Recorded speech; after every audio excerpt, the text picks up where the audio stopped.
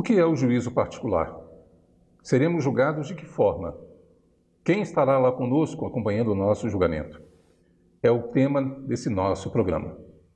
A minha alma tem sede de vós,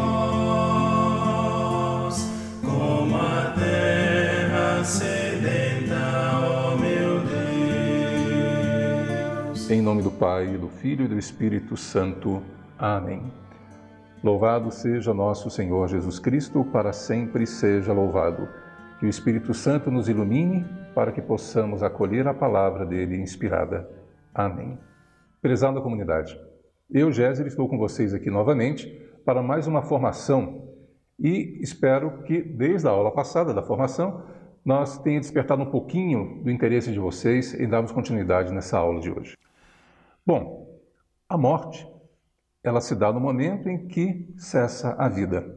Imediatamente, então, a nossa alma deixa o corpo e no lugar da nossa morte, ali se dá o nosso julgamento particular. Sabemos que haverá um julgamento final. Professamos isso no credo, mas antes dele nós temos um julgamento, um juízo particular.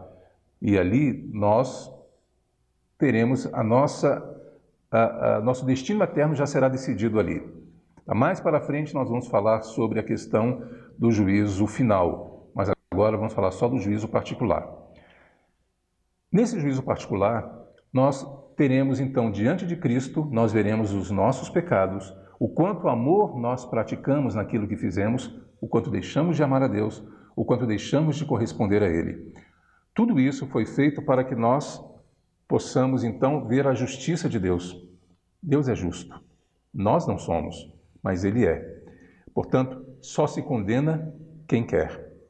Ao falar desse juízo particular, nós vemos que o próprio Deus Pai, numa conversa com uma escolhida sua, chamada Santa Catarina de Sena, e isso está registrado no livro chamado O Diálogo, ele explica para ela o que se dá nesse momento. E eu vou mostrar para vocês o que ele quis dizer e o que significa. Vejam, diz Deus Pai: após a morte, ocorre logo o juízo, e a sentença é aplicada tão somente à alma. No juízo final, também ao corpo.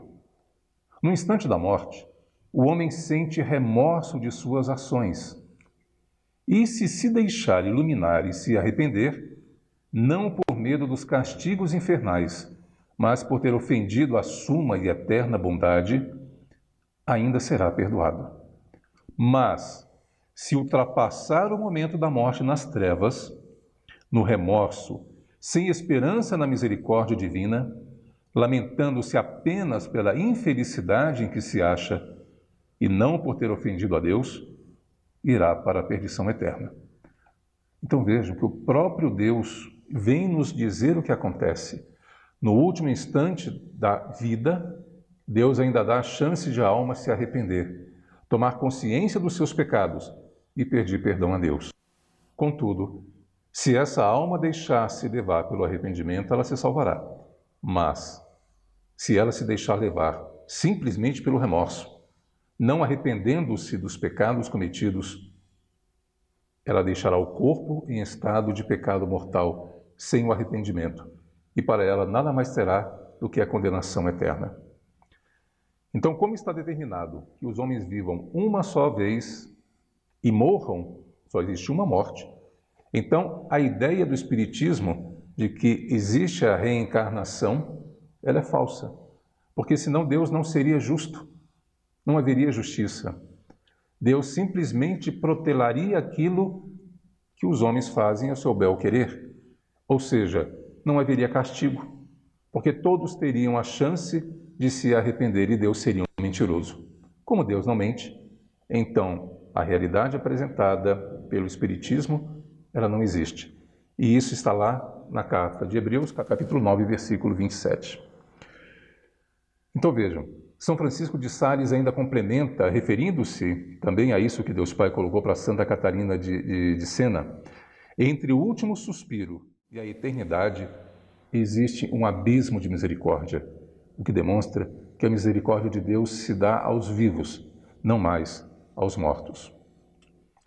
Portanto, todos nós seremos julgados pelos pensamentos, palavras, atos e omissões.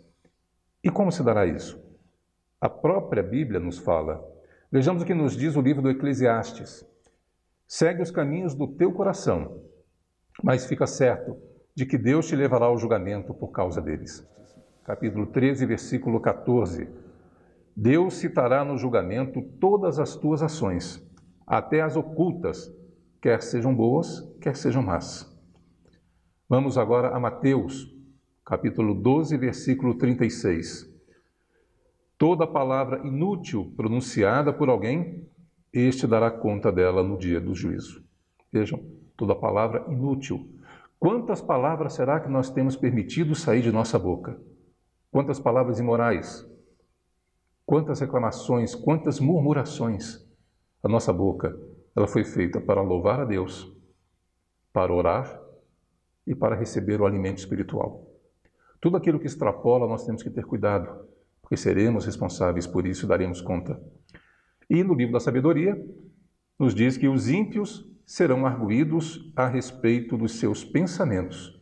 Então, até no pensamento, nós seremos arguídos. Bom, aqui falamos da morte. No próximo bloco, nós falaremos então das realidades. Céu, inferno e purgatório, iniciando pelo céu. Nos acompanhe e não deixe de ficar ligado, acompanhando. Tem uma dúvida?